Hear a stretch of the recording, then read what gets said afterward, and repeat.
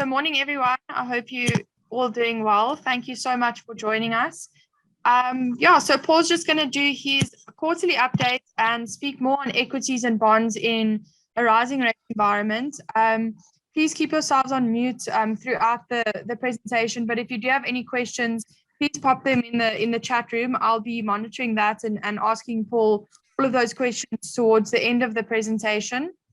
And then we'll also be applying for CPD points. So you will get those after, give us a week or so after the presentation. Just make sure that you attend the whole presentation to get your CPD points at the end. And then, guys, enjoy it. Ask as many questions as you can so that you've got Paul's full view of where he's looking at markets and where he's looking to find value and how it corresponds to the new road funds this year. So enjoy it, Paul. Handing over to you. Cool. Thank you, Jess. And guys, just to reiterate, Sarah, thank you all for thanks for your support as per usual. And it's nice to be able to give you this update and give you more clarity on sort of our thinking going forward for this year and where we are, and to put some things in perspective. So the presentation is going to be around an hour, and then we'll do questions. So if any of you need to leave after the hour, that's no problem. You'll get your points. But anyone who wants to stick around for the question and answers, that's also perfect. So I'll leave that up to you. But to tell you what I'm going to go through today. So I'm just going to talk about the global economy and inflation. Obviously, the inflation narrative, that's what's on everyone's minds at the moment. It's a big sort of narrative at the moment. It's sort of what the market's talking about. If you look at the talking heads on TV, that's what it's about. But then the real thing is, how's that going to affect interest rates? And what's going to, what's going to happen with interest rates essentially? Sorry, Jess, is someone, I think there's some background noise. You just check. Yeah. Just putting rates into perspective, and then understanding what the market is pricing in and what's already there in terms of the interest rate narrative. Then, tying into that, the asset class valuations and outlook, and then our key takeaways, and then just our fund positioning and our performance. And then, we'll go into questions after that. So if you look at it, I've shown you this slide before. I like to show the slide. It's the IMF. So every 3 months, the International Monetary Fund has their World Economic Outlook where they sort of update interest rates. Now, if you, update a lot of things, but in this case, GDP growth rates. Sorry, not interest rates, GDP growth. And if you look, what this is showing you essentially is, if you look, the first column is 2021, the estimated GDP growth rates across the world. If you look at the numbers in brackets, those were the numbers that they printed, their estimates, the IMF's estimates in July 2021. And then this is the same estimate of 2021 growth in January of this year. You can see it's still an estimate, although 2021 has come and gone. They still haven't finalized the GDP numbers just yet. It's a bit more of a complex calculation, but these will be a lot more accurate than these, if that makes sense. So you can see throughout the 6 months ending 2021, obviously they were projecting really strong growth. And for the most part, that growth has come through in 2021. Economic growth has been really, really strong. A few notable exceptions. Developed markets were actually a little bit weaker than what was anticipated 6 months ago. Still highly strong. South Africa was actually quite a bit stronger.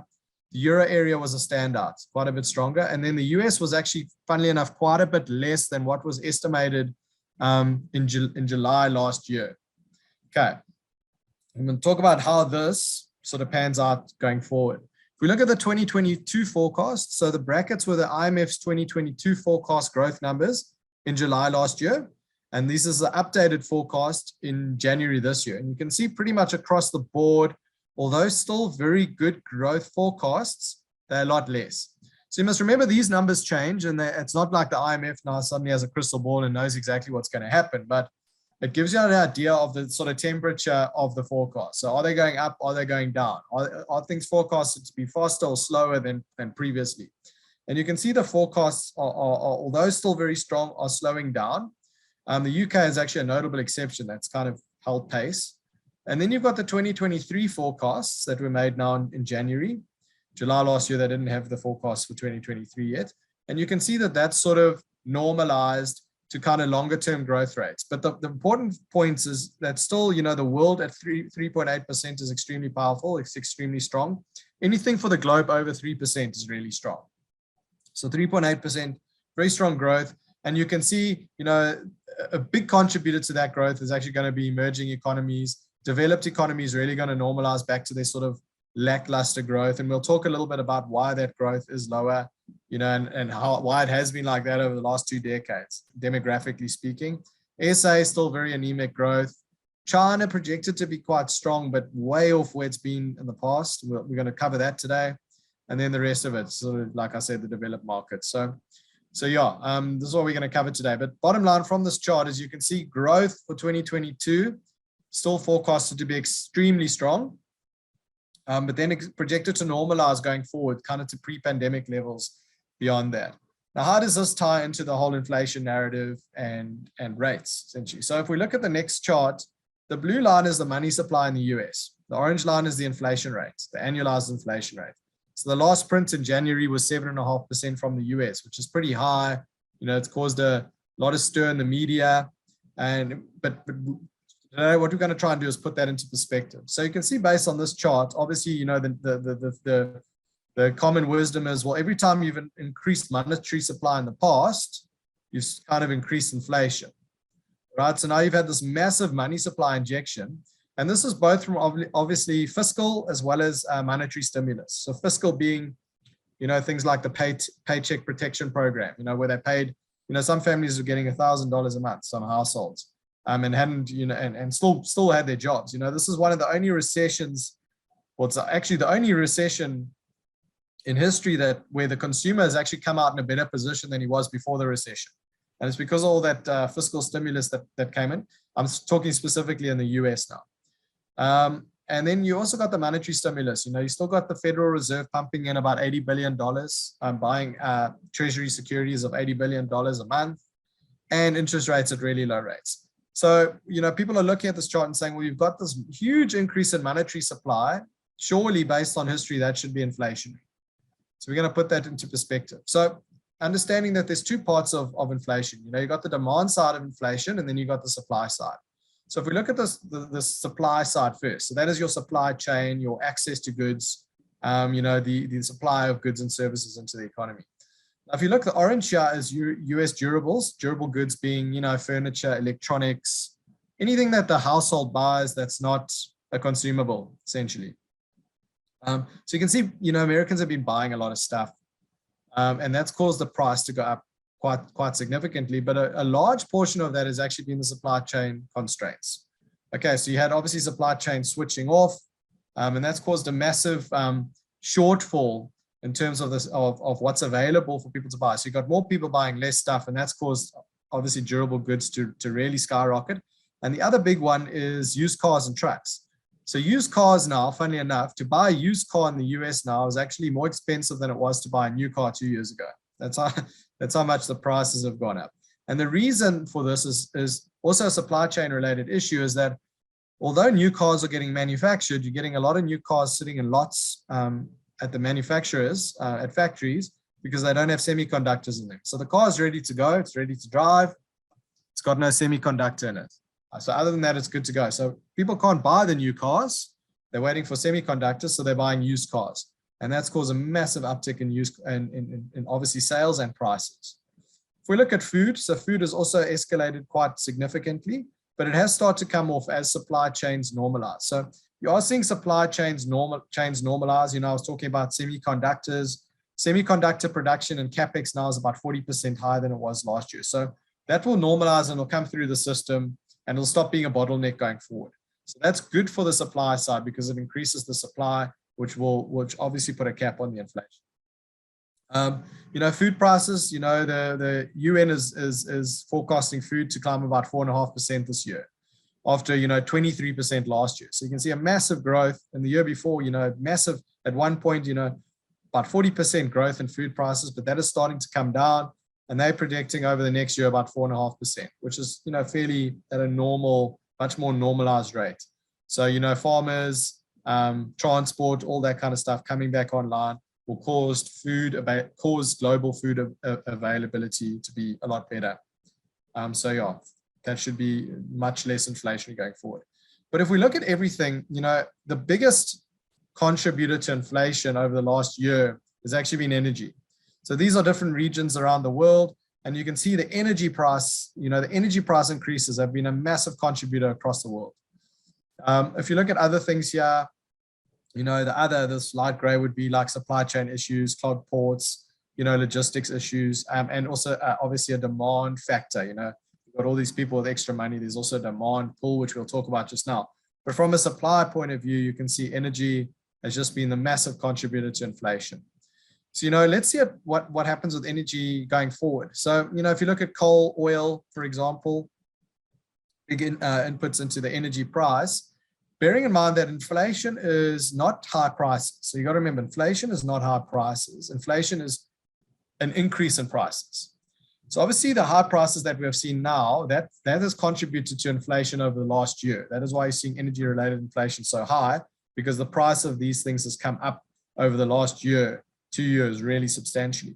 But for this to have the same effect on inflation going forward, you'll need it to do the same return that it did in the past. So if you consider over the last 2 years, year and a half, coal has gone from $50 to, $200. It's multiplied by 4 times.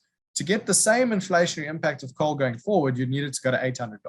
So you've got this high base effect now that is going to obviously be deflationary. So remember, although you'll see commodity and energy prices stay high probably for a longer time period, that's not going to be inflationary because that inflation is already in the price from rising up to this rate. You got oil. You'll remember in COVID, oil futures actually went negative for a couple of days, but the actual spot price of oil got to about $20 or $18 a barrel or something like that. And now it's sitting at about $93 a barrel. So over the last 2 years, it's pretty much, gone up 500%.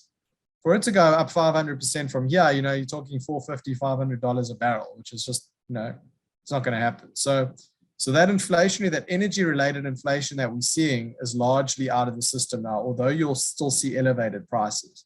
If we go to natural gas, the same kind of thing. Natural gas was sitting at about $1.50. It's now at $6. It's up 400%. For it to go up, contribute to inflation again, it's got to go to $24. Highly unlikely. So you've got this big base effect that's already built into the system now. So just to put the growth, these are the, I was showing you the prices here, but if you look at the growth rates of those 3 commodities, you can see massive spikes in growth rate, 300%, but now coming down. So although you're still getting growth, it's decelerated quite a bit.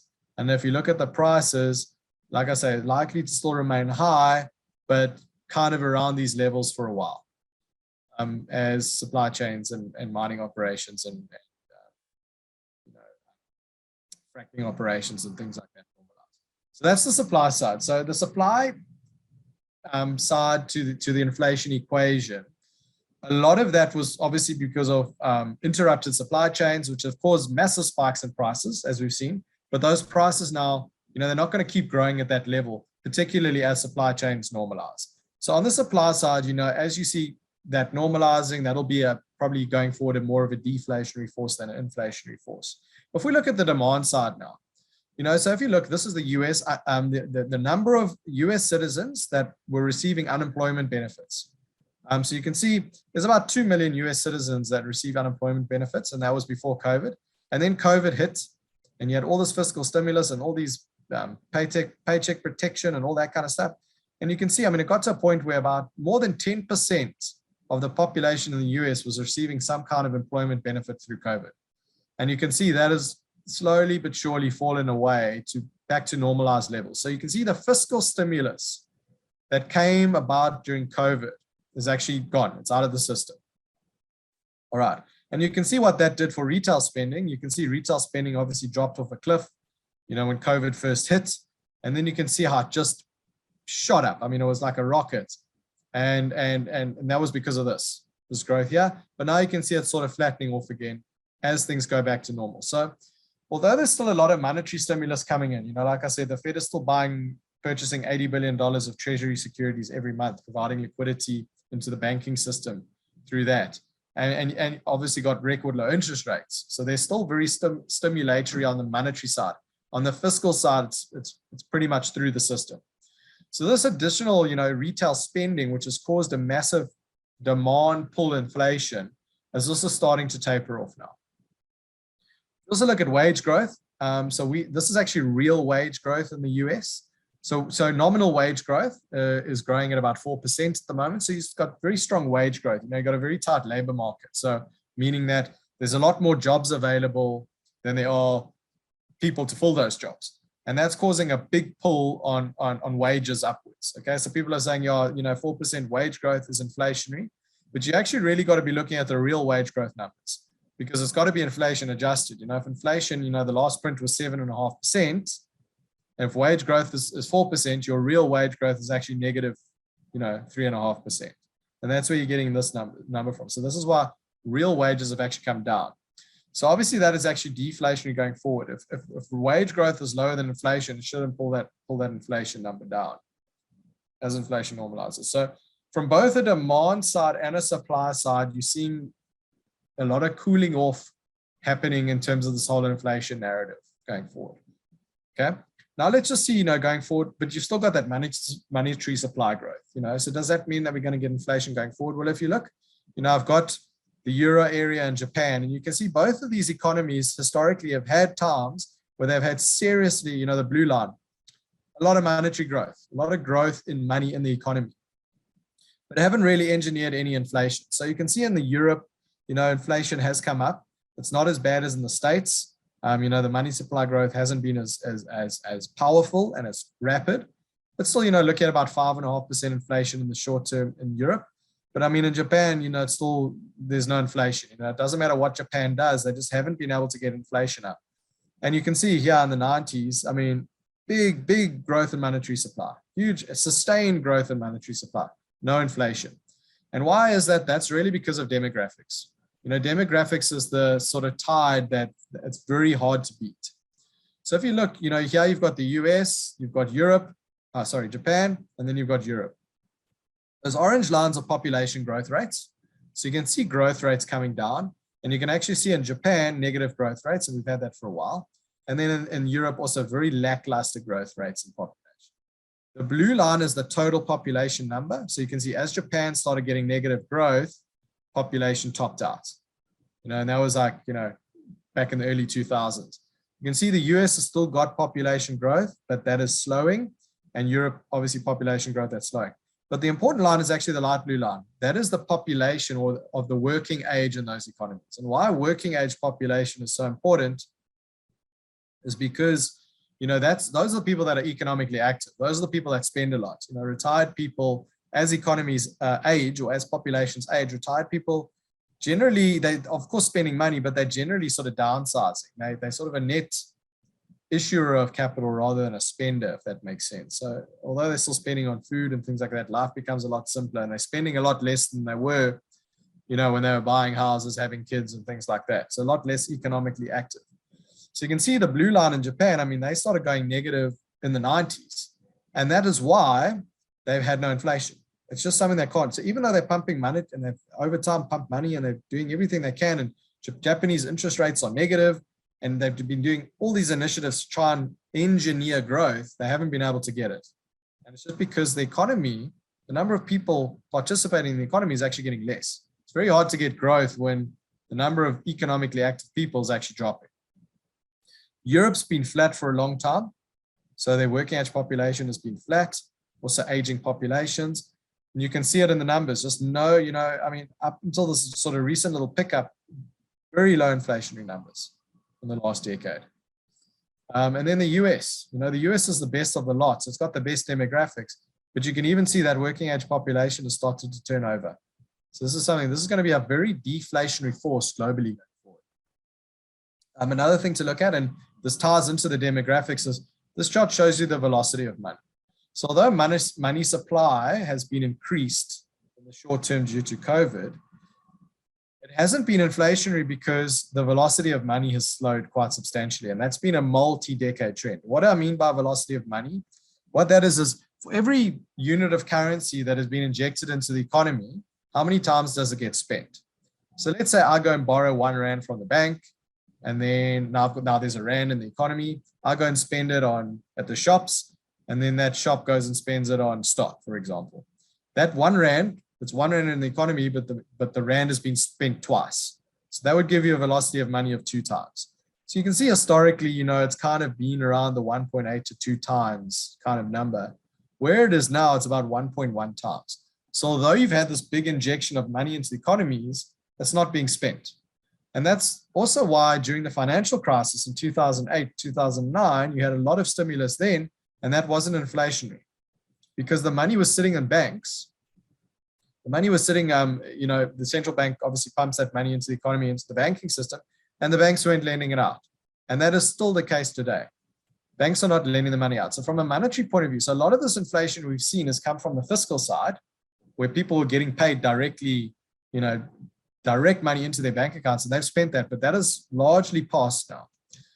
But from a monetary point of view, we're not seeing this velocity of money increase anytime soon. So banks aren't lending, and the money that they are lending is not being spent a lot of time. So you're not getting new development. You're not getting that, the buoyancy of that money is not what it used to be. And that's why we don't think it's going to be very inflationary going forward. We still think inflation will be elevated for the next couple of prints, but longer term, there are way more demographic forces and deflationary forces at play. We look at globalization, obviously during the Trump era, globalization or protectionism was the sort of name of the game. So this dark blue line shows you the sort of trade policy uncertainty. And you can see how uncertainty spiked during the Trump administration. With talks of trade wars, tariffs, things like that, which is an inflationary has an inflationary draw to it. But now back in normal, trade policy uncertainty is back to, globalization is firmly on the rise again. So we had sort of trade wars in the early 90s, mid 90s, and we had the trade wars around Trump. But this globalization effect fully back on track again. You can see this is inflation adjusted, the orange and the blue lines here. This is US imports and US exports, inflation adjusted. Okay, and US imports are at an all-time high, adjusted for inflation. So you can see very much still trading with the rest of the world. So globalization still, as the supply chains open up and all of that, still very much at play. Their exports haven't quite recovered yet, but that's also more of a demographic effect. As you see, as the US consumer becomes more and more robust, they outsource all their manufacturing to the rest of the world and then import it. But this is a very deflationary force. And the reason it's deflationary is obviously as you increase globalization, you increase competition. So, if I can get cheap labor in China, or I can get cheap labor in India, I'm rather going to do that than have expensive labor in the US, for example. So there was kind of, you guys will remember during the Trump administration, they were talking about trade wars and tariffs. That had an inflationary effect, but now very much a deflationary effect again. All of that uncertainty has pretty much disappeared. And you can see it in the numbers. Another big thing, and I don't think the market's quite appreciating, we think that could be a bigger risk than the market thinks, is actually what's happening in China. So China's got its own demographic problems. China's been growing at a really high rate for a long time, but that growth rate has come off. And if you look at what they're fighting, you can see population growth for China has actually recently gone negative. So China's population is now very severely aging. And if you see their inflation over the last few years, like no inflation, even through COVID, they're not getting any inflation. And it's because of this declining population growth. And the reason China is experiencing a population decline is really due to the one-child policy. The one-child policy that was stopped a couple of years back.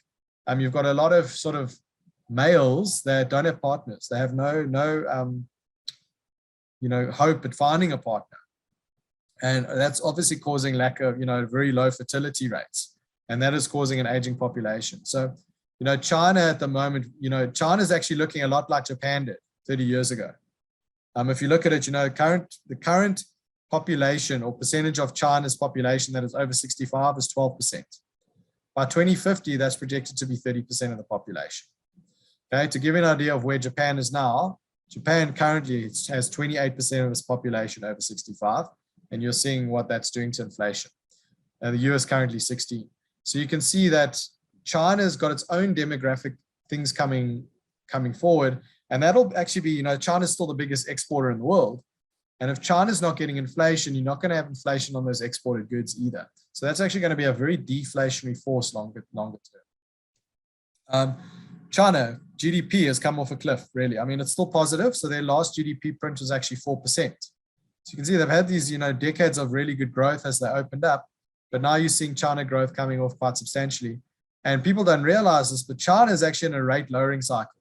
So while the developed world is raising rates, or actually not raising rates yet, I mean, South Africa's raised rates twice.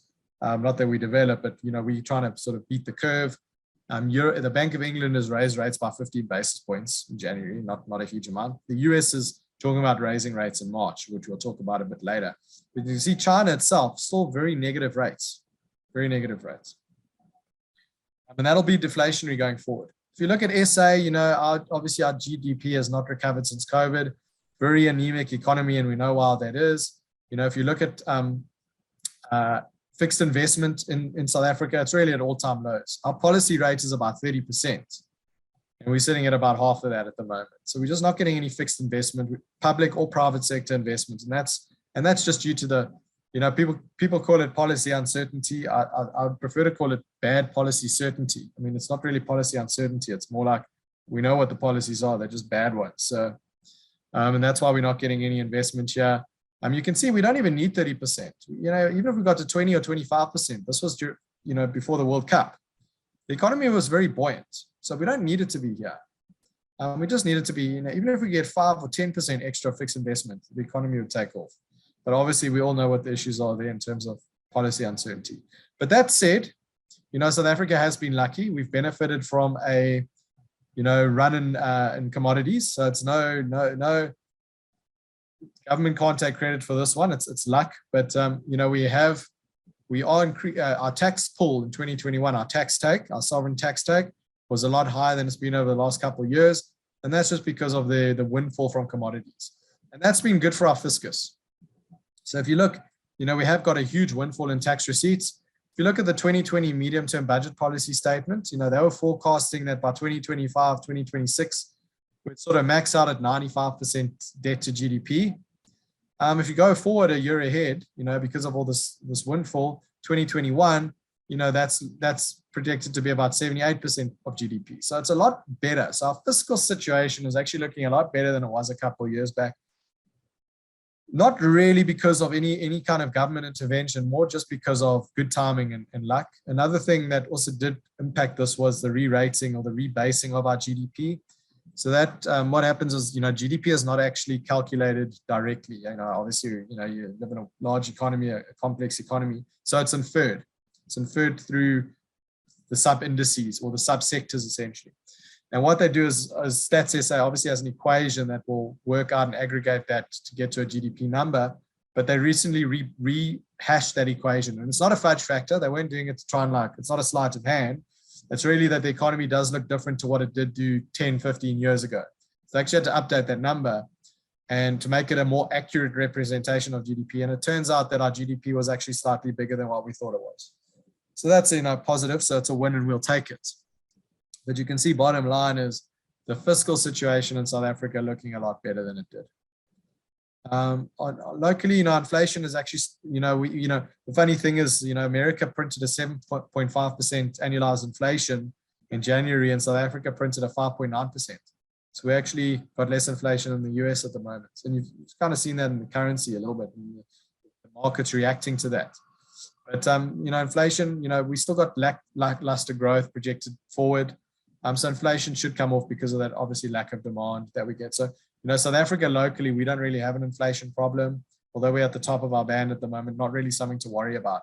And I'll talk about that in terms of interest rates now. So getting into the whole interest rate story, what's priced in? What are markets thinking is going to happen with interest rates, both globally and locally? And let's put a bit of perspective around the whole interest rate narrative. So if you look, these are 5-year and 10-year US break-even rates. Okay, so what that tells you is orange is the 5-year, the blue is the 10-year.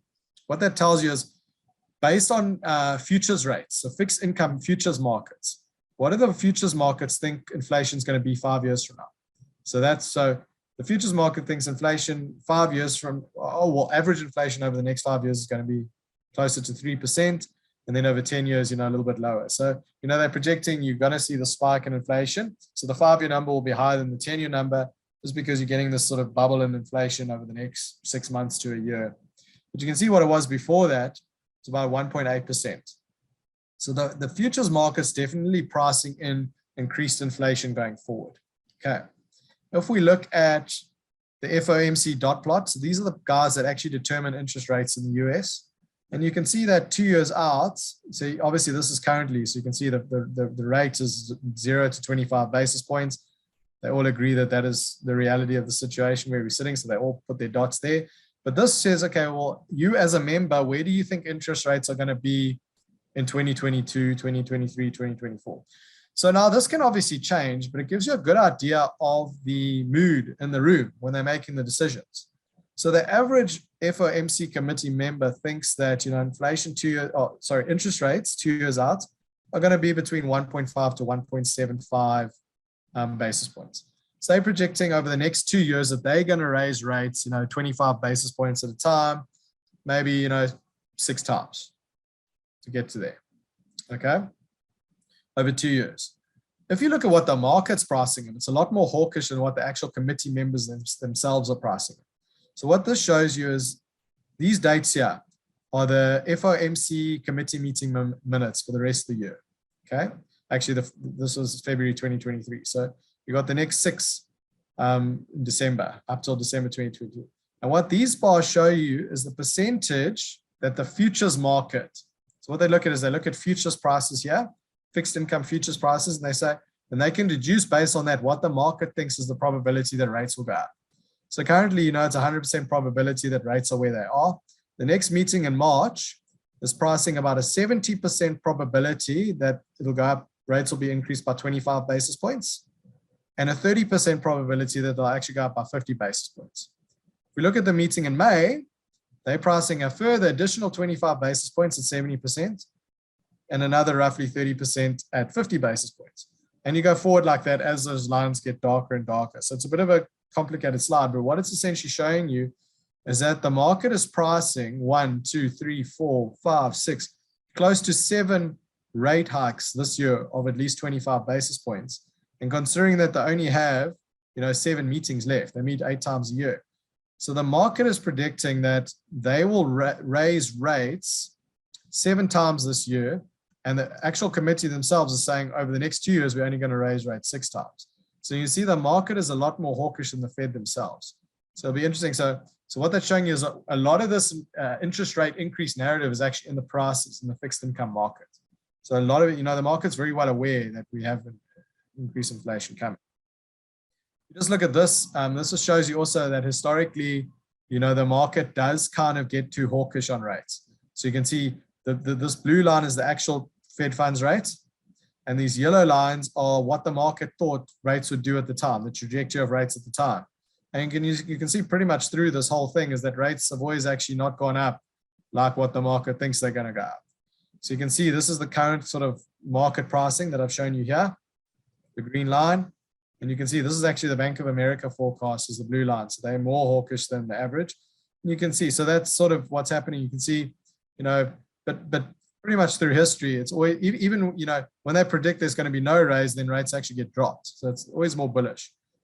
So rates will be raised. It's not a question of are rates going to be raised. In March, when the FOMC meets, it's pretty much certain that you're going to get a 25 basis point rate hike there. Another one in May, probably one in July. But a lot of it is priced in. So don't be surprised when it happens. But if we look just putting rates into perspective, still very accommodative rates long term. If you look at this long term chart of short term and long term interest rates, even if rates go up, people forget that before COVID, the US was chugging along quite happily at, rates of 200 basis points. Now they're sitting at 0 to 0.25. And people are worried that they're going to go up to 100 basis points. So still very accommodative interest rates. Obviously, though, reserve banks can determine what happens in the short term, in the short end of the curve in rates. And the rest of the curve, the yield curve, is actually determined by markets. And markets have anticipated this increase in rates. So if you look at the 10-year yields, they have sold off very substantially in the last, you can see in December, the 10-year yield was about 135 basis points. And that has sold off. It's actually now, this chart's a couple of days old, but it's over 200 basis points now. So this 10-year yield has already sold off sharply in anticipation that rates will rise in the short term. So a lot in the markets. SA interest rates also very accommodative. Now, we've already raised rates twice, so we're already in the rate rising cycle. And I'll talk about that a little bit later when we talk about SA bonds. But, we are projected to get a few rate hikes. If you look at, this is the same chart that I showed you on, with the US, same thing. So if you look, that's our repo rate, the dark line.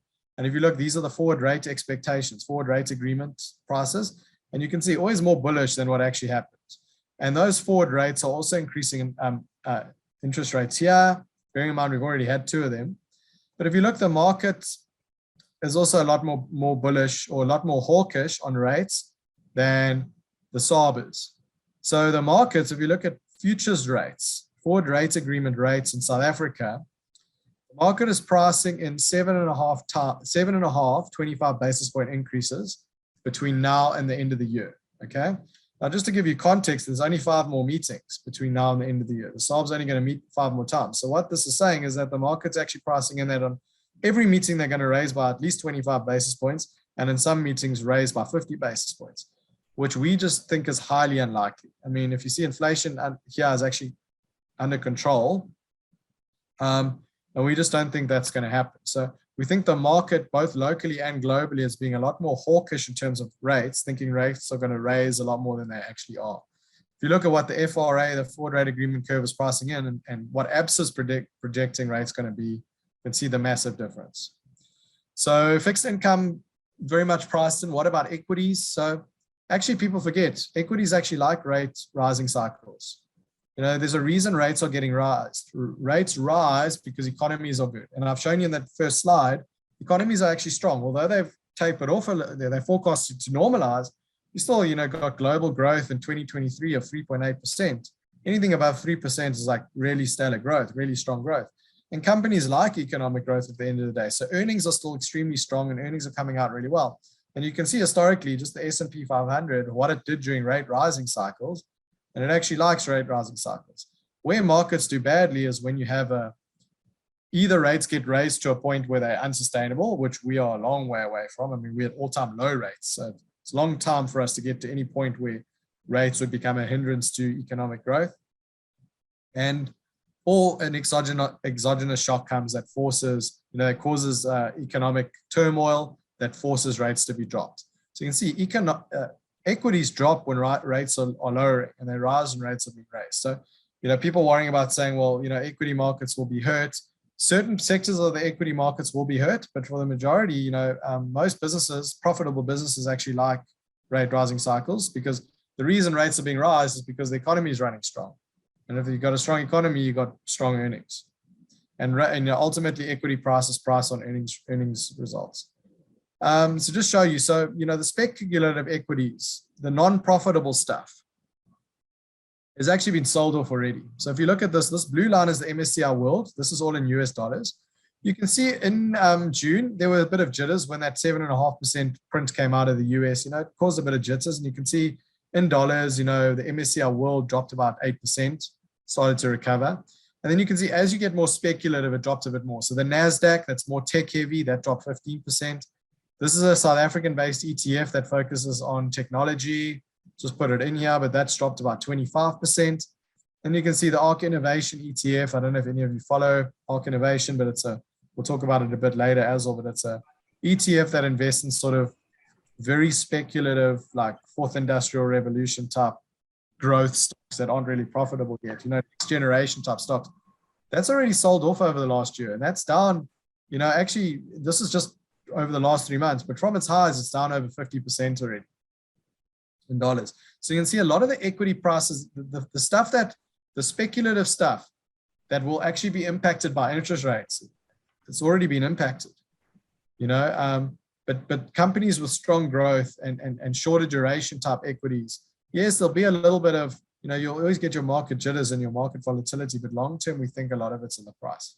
And we think, if anything, you'll probably see rates not being raised as quickly as the market thinks. So if we just look at asset class valuations, what we think. So we kind of put inflation, into context, I hope, and interest rates into context. But really, we still got to look at valuations. If you look, the US, although it's come off, this is largely due to the sort of speculative shares and the tech shares. Its P's come off quite a lot. It's still very expensive historically. If you look at the rest of the world, ex-US, equities are actually fairly well priced, not cheap, but not expensive. But the US is definitely, there's been a decoupling here. The US, and this is due to its sort of focus on tech, its focus on those more speculative companies. So this gap at some point will need to close. Now, either these go up really strongly or these come down a little bit, but at some point, these things track each other. And at some point, this gap has to close. So bottom line is US equities are just a lot more expensive than the rest of the world. If we look at emerging market equities, a lot more cost effective, it's kind of longer term trends. So not like cheap, but not crazy expensive. You're getting much better valuations. And then obviously South Africa is a subset of that. South African equity is actually very cheap from an earnings point of view. You can see historically this gray line is sort of the average PE of South African stocks. And you can see we're sitting down here. Now, a lot of this is due to miners. So obviously the miners, getting really strong earnings coming through with natural resources or resources prices high. That is one thing. But also, a lot of the mid-cap SA Inc. financial stocks are also at really low valuations. So although our economy has been lackluster, the valuation, a lot of it, I think more than enough of it's in the price. So you're still getting decent growth coming out of local businesses. And you must remember that local businesses, especially in light of the riots that we had last year, longer term, that'll actually benefit your stronger businesses, your bigger businesses. It gets rid of your rats and mice. But your bigger listed businesses with access to more capital, cheaper supply chains, those just take market share. So long term, those companies will actually fare better. So you're still seeing very strong growth coming out of our retailers, out of our banks. The miners are, like I say, are benefiting from the cycle, the commodity cycle. But overall, SA stocks are actually very cheap. Okay. And if you look at it, you can see, this is in rands now. So this blue line is the all share. And this is also the last 3 months. So you can see there was a little bit of, speculation in all equity markets in January, just because of that big inflation number that came out of the US. But SA equities have held up really well, doing really well. And it's because of the cheap valuations. If you compare it to the MSCI World, which is in rands as well, you can see, it went, it's dropped about 15% in rands, 16% in rands, and hasn't recovered. So you can see just because, you've got a high US component here, and it's just really a valuation thing. So obviously when you do get jitters in the markets, your more expensive stuff does get hurt a lot more than your cheaper stuff. It's just the nature of the beast. Just to put, to show you returns going forward and why it's important not to sort of rely on recency bias and looking at past data to predict the future. What I'm showing you here is the orange line is the all share over the last 20 years. And the black line is the MSCI World, so global equities. And you can see all shares actually been global equities over that time, but it comes in, it's really a tale of two halves. So you can see this bottom chart is 3-year rolling returns with a 1-month shift. So it's basically, if you go January to January, what was the annualized returns over those 3 years before, and then February to February, March to March going forward. And you can see how all of that outperformance came in the first decade. So South African stocks did better than offshore stocks. And then the second decade, you can see how offshore stocks have done better than South African stocks. So if we break it up, here's the first decade. You can see South African stocks did really well. This was the financial crisis. But you can see South African stocks, 350% up over that time period. Offshore stocks did nothing actually in rands over the 10-year period. And I remember I got into the business, I got into the financial industry in 2010. And back then people were saying, don't invest in offshore equities, you don't make money on them. And then, you go forward and offshore equities are the place to be. And now, but now you got to be careful. And so, well, now everyone's saying don't invest in local equities, because they're not as good as offshore equities. But, offshore equities have run really hard. So you can see in that first decade, SA did a lot better. In the second decade, the precise opposite. Like I say, global equities running really hard. You can see local equities still actually gave you a decent return. They were still up, over 300% over the decade, but just not as good as global equities, like 700%. So basically multiplied your money by 8 times in rands by being here. But the important thing is you've got to look at the starting valuation. So if you say, okay, well, global equities didn't do well in the first 10 years, but they did well in the second 10 years. So from 2011 onwards, they did really well. And you look at the valuations, we say, well, global equities in early 2002, so 20 years ago, were actually very expensive. So it's not surprisingly that they didn't do well. over the next 10 years. Then you say, well, where were they in 2011? And look where they were. They were a lot cheaper. So you got a lot more value in global equities, and that's why they ran really hard in the next decade. But now you look at valuations and you say, okay, well, where are they now? You can see like US valuations, where they were 20 years ago, really high, from the kind of the dot-com bubble days. So, you've got to project this going forward and saying, well, are you going to get the value out of the US market going forward? It's been the place to be. Obviously, global equities are very, very exposed to the US. It's been the place to be, but will that be the case going forward? And we don't think so. We think, local equities and emerging markets are a lot more reasonably valued from an equity point of view. Just getting back to local equities being there. If you look at bonds, our local bonds, we still really love local bonds. Very steep yield curve, so you're getting compensated for taking out risk on the yield curve. You can see this is the 10-year minus the 2-year spread in South Africa, and then the additional 20-year minus the 10-year spread. Just great real yields. You're not getting those anywhere else. I mean, Indonesia is a competitor of ours, nowhere near the opportunity you're getting here. If we look at real yields, so the real yields in Indonesia are slightly better than us, but really good. I mean, compared to US, UK, just no other alternative really than to start investing. And you can see the spreads. This is a spread against the US. Our yield curve spread against the US, very high spreads against Germany, and even against like a peer like India, our spreads are a lot higher. So we're pricing in a lot more. And like I said to you earlier, our fiscal situation has actually gotten a lot better, but we're pricing in, a lot worse, I think. So we're still getting compensated. And that's why you've seen, even though rates have been rising globally, or not yet, but the narrative has been rising rates globally, we've actually seen our yield curve flattening. And the reason our yield curve is flattening, that's where it was a month and 6 months ago. The reason our yield curve is flattening in the short term, and this is really bullish for bonds, is because as you get inflation coming through in the developed world, people are saying, well, we need to go out and actually find somewhere where there's real yield, where we can actually get a real yield. If you're sitting and you're earning, 100 basis points on your 10-year treasury and inflation's at 0, at least you're still making a spread. If inflation now is sitting at 7.5% and the treasury is at 2%, you're losing a lot of money. So it's forcing these investors to actually look at places like South Africa, and that's actually very bullish for our bonds. So you can see our yield curve is flattening, while like the US yield curve is steepened quite substantially. So they're steepening because they're expecting rates to come up, and rates will come up as inflation increases. They're steepening, we're flattening. And it's because, you're getting that nice carry trade coming through. And if you've seen in our bond market, we've actually had a lot of good flows from foreign capital flows into our bond market over the last couple of months, and we think that'll continue while you're seeing this inflation narrative play out. And just to put it in perspective, we've already raised rates by 50 basis points in the last 3 months, and this is the all bond return. And through that time, the all bond has actually done 6% return over the last 3.5 months. In light of the fact that rates went up twice. And that's just like I said, you did this flattening curve. So we still really like bonds. They're still offering really good yields, on a relative basis to where else you can get yield, as well as on a real point of view, real basis, inflation adjusted. And obviously you're getting compensated for taking those longer bonds. So we really like SA bonds. We have for a long time and still doing really well for us. Even a lot. And you must remember, we are ahead of the curve when it comes to interest rates. The US they're looking at starting to raise in March. We've already raised twice.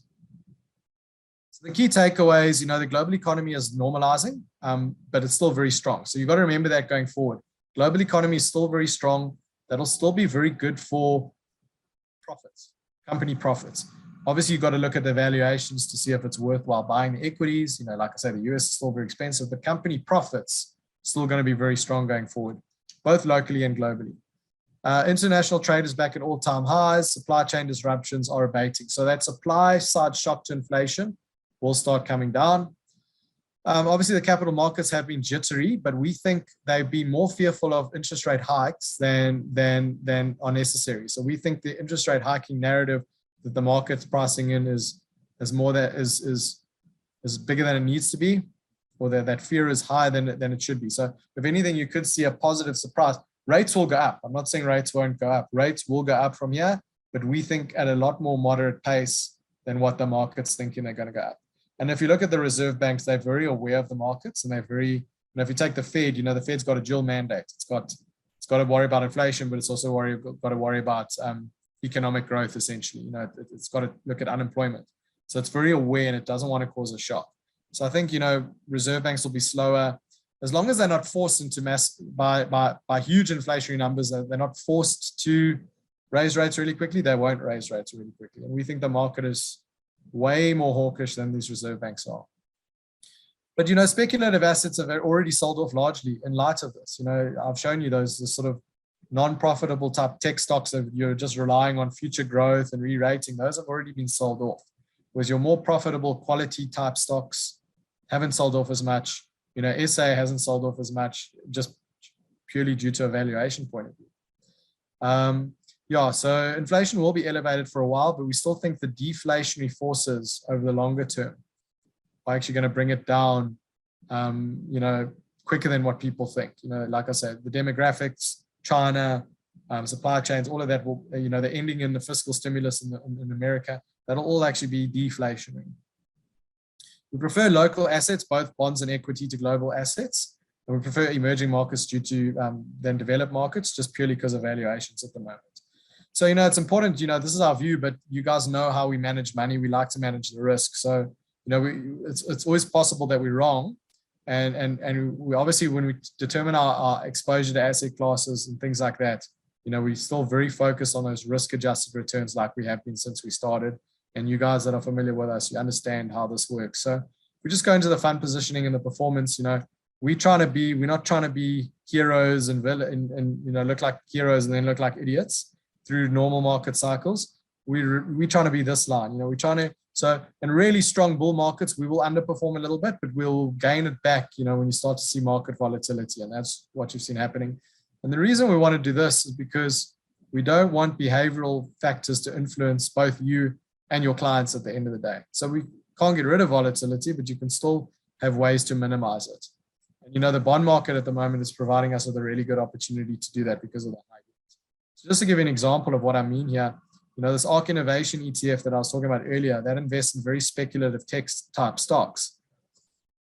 You can see it tracked the S&P 500. So that's the red, the S&P 500, the black. It tracked the S&P 500 for a long time. And as soon as it started to outperform, you can see that investors just started flocking to it. And now since then, it's dropped 50% because of this inflation narrative and the fears of rates being raised. Now when, it's become a lot cheaper and where people should start maybe looking at buying it, you're getting outflows. So although you say, okay, well, yeah, the fund is still beating the S&P 500 over time, you say, yeah, but where did your average investor, where did most of the buying come from? And most of the buying of people, most clients and investors got into it at the top. It just shows, that performance chasing aspect. And then obviously when you get that high volatility, you get to the despondency and the depression, you're seeing the sell-offs. So when it's all exuberance and euphoria, that's where everyone's buying. So we're trying to limit that effect on our portfolios so that it helps you with your client conversations as well. So if we just quickly go through performance, so global flexible, these are the annualized performance since inception. You can see, so we're quite well ahead of our benchmark, global multi-asset flexible space. Over the last year, obviously the rand has been quite strong. There's been a bit of volatility offshore, still to just under 10% for the year. This is to January, as opposed to the benchmark that came in at just under 6%. So we're very happy with our global flexible performance. You can see kind of the asset allocation. So still very exposed, like I said, we like emerging markets. So we're quite overweight emerging markets at the moment. Still got developed market equities, but as a weightings percentage, still very, very overweight emerging markets. Got our offshore bonds as sort of hedges and credits. Those are hedges against any kind of exogenous shock. Generally, if you get an exogenous shock, bonds do well, really well. And also you're seeing as interest rates go up, the opportunities in the credit space, the floating rate space actually become better. So we can start getting a yield there, better yield. Offshore property, we hold a bit, you're still getting about a 4% yield, rental yield there going forward. So that's kind of the breakdown. Offshore property also done really well for us over the last year. We still like it. Just in terms of how it's broken down. So, you guys know we like to use a lot of passive. It just keeps the costs down. And we also know active, it's harder and harder for these active funds to outperform. our biggest holding in this fund is still an active equity fund. And this fund really focused on quality businesses. So it's focusing on quality, profitable businesses, and it hasn't been hit as hard as some of these more speculative type stocks in the sell-off. So we own it, just from a risk management point of view, we just think it's much better placed when you do start seeing it. We think it'll actually benefit from rising rates as these companies make more money out of a strong economy. These companies have much higher returns on invested capital, and things like that, much stronger balance sheets than the sort of average stock in the index. So we combine them. We have the index, but we also then, the active funds that we do hold, we try and get have a more quality bias in light of the fact that rates are going up. Income fund, just under 8% annualized over the last year, a little bit lower, and that's just because it's a point to point. We priced this at the end of January, so bonds had been sold off a little bit into the last cut, but already recovered. So this fund in February is already up over 1%. So doing really well. We're happy with the performance of the income fund. If we look at income, not much has changed there. We still own a variety of different income funds, different strategies to kind of diversify the product. We do have still the naked bond exposure. So we still do have the core bond as a naked bond exposure, and that's just to take advantage of those long curves or that steep yield curve on the long end. We look at stable, so this is stable annualized. So obviously it's been since we started these funds in April 2020, obviously a very strong bull market. So you guys know we're about the outcome. We want to get the CPI plus 3%. So we're a little bit behind benchmark over the last just under 2 years, but bearing in mind it's been a very strong equity market. And like I said, we tend to underperform in very strong markets and outperform in very weak markets. But if you look at the last year, equity markets actually did 20% over the last year, and we're actually slightly ahead of benchmark, even though we underweight equity. So we're able to get this return in a strong equity market of 20% with less equity risk. We'll talk about the risk just now. Stable fund, we still own a lot of bonds, not as much. We still own equity and offshore equity, but not as much. Very, very much lower than the sort of peer group. So yeah, much more focused on the bonds because we're trying to get those risk-adjusted returns, and we can use the bond market to do that. We still like the bonds. Same story in moderate. Since inception, slightly behind, but definitely catching up over the last year. Still slightly behind, but very good results. But this for us is the important thing. Over time and through cycles, we want to be beating this inflation plus 4%, and that's what we want to do. So risk-adjusted, a lot better. Moderate fund, you can see the theme is still kind of similar throughout. We own the domestic bonds. We like the domestic bonds. Obviously, it's a moderate fund. We hold a bit more equity, but still really good exposure to the bonds. Then manage, same thing. So manage has been quite conservatively managed. We want to hit the CPI plus 5% without taking on excess risk. 16% annualized since we started, and just under 15% over the last year. So catching up to the benchmark, even in light of a 20% return in equity markets. Same theme. We took advantage a little bit and upweighted equity. Actually, across the board, we upweighted equity slightly at the end of January, just to take advantage of that sell-off we had. We've been underweight equity for a while. We really like equity. So when there's a little bit of volatility, we will snap up a little bit here and there. We've started to take a position in the mid-cap space, just because mid-cap local shares are looking really attractive. So when, we'll probably build this up to around 4 or 5% over time. We don't want to do it all at one shot, but we like the space and it's doing really well for us already. Just on symmetry, and like I said, we always talk about the risk-adjusted performance. That's much more important to us. So for us, it's the two important things are achieving the CPI plus and the risk-adjusted performance. And if you look, we want asymmetry in our return outcomes. So if you look at this is the upside capture ratio of our various funds relative to benchmark, and this is the downside capture ratio. So you can see if a fund was more aggressive, it would have an upside capture ratio of over 100% and also a downside capture ratio of over 100%. Okay, that means if the benchmark goes and does 1%, you would do 120%, or 1.2%. Did minus 1%, you'd do minus 1.2%. And obviously a more conservative fund would go less than 100, maybe 0.8 and 0.8. But we're trying to get this non-symmetry. So we're trying to get more of the upside relative to benchmark and give away less of the downside. That makes sense. You can see that symmetry, and that's what we're looking for. But if we look at Sharpe ratios, so first quartile across the board in terms of Sharpe ratios, so that is just your return divided by your standard deviation. So standard deviation is really low across our funds, which gives us, very good first quartile Sharpe ratios across the board. And then if you look at max drawdowns, same thing. So very low max drawdowns. You can see stable, moderate, and managed. Global flexible is in the second quartile of drawdowns, so it's closer to the mean. However, we manage this. This is not an outcomes-based portfolio, and there's obviously a currency element here that we can't control. So as the currency itself is just as volatile as the underlying holding, so it's hard to remember. This is pricing it in rands, although it's an offshore fund. So you are going to see still not as much volatility as the peer group, or downside risk as the peer group, but the performance, second quartile drawdown, but performance, as you've seen, has been a lot better. We got a 4% alpha on this fund over the last year and a half. So we're happy with that from a risk-adjusted point of view. These three funds, we're a lot more focused on the CPI plus outcome and trying to minimize those drawdowns and volatility. And you can see the drawdowns of the lowest in the peer groups. And that's very important to us. So that risk-adjusted return for us is what we're always about and what we're trying to do for you and your clients, while still not giving up. We're not giving up return, but we're managing that risk a lot better. So yeah, guys, that's it from me. I don't know, are there any questions? Thanks, Paul. There are two questions here from Ken. Hi, Ken. I hope you're doing well. So there's two of them. So one of them is just, what is your view on the Rand going forwards? And then the other question is that you mentioned high energy prices. So what is your view on energy-based stocks such as Sasol, which has done quite well since the mid 2020? So going forwards, taking into account the Rand dollar exchange rate, what do you think about that? So Rand dollar, so we think there's actually been a lot of, like I say, a lot of inflows into our bond market and into our equity markets, actually, and that's because of the relative valuations. I think that'll continue to be quite supportive of the Rand going forward. Remember, you've got increasing inflation in the developed world.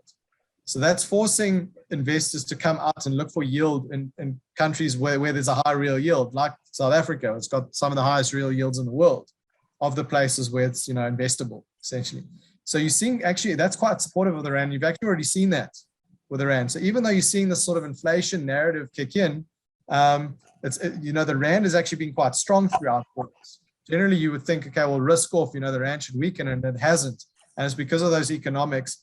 If you also look at, the fact that we are ahead of the curve in terms of raising rates. So the SARB has actually been quite clever to start raising us before. So the US is going to, pretty much guaranteed they're going to raise by 25 basis points in March. We already two rate rises in. So I think that also that carry trade differential will be quite supportive of the Rand. If we tie that into commodities, being a commodity exporter, we still think commodity prices will be elevated. So we don't think it's going to be inflationary, because we don't think the prices are going to go up 200, 300, 400% from here, but the prices will still be elevated for a longer period of time. So us being a big exporter of commodities, will be demand for those products. So we still think, companies like Sasol, the resource counters, we actually like them. Decent valuations. They are cyclical businesses. That's the thing you've got to be careful about with them. They life's really good and then it's really bad, but we still think we're sort of in the beginning of a commodity cycle. So companies like Sasol, the miners, we actually do like them. We don't have direct exposure to them like in a resource counter. We could go and buy a resource ETF, but we think we've got a sufficient exposure to them through our underlying funds that we own, specifically on the active side. So a company like, so a fund like Resco Equity owns quite a bit of the market. So we're happy with our exposure there. We won't go and buy additional exposure on our own. We could, but from a risk-adjusted point of view, we won't, because they are cyclical businesses. But we still like the businesses. We still think they're going to do quite well going forward, as you're going to have elevated prices going forward. So yeah, I hope that answers it. Perfect. Thank you, Paul. I don't see there's any other questions, just some thank yous to your side. So thank you everyone for coming through. It was really great to see the attendance, and I hope it does give you some insights that you can go forward and have a blessed year and a wonderful year ahead. Thank you, guys. Thanks for your time, and we'll touch base in the next quarter, hopefully, and see how things are going in May. But all the best.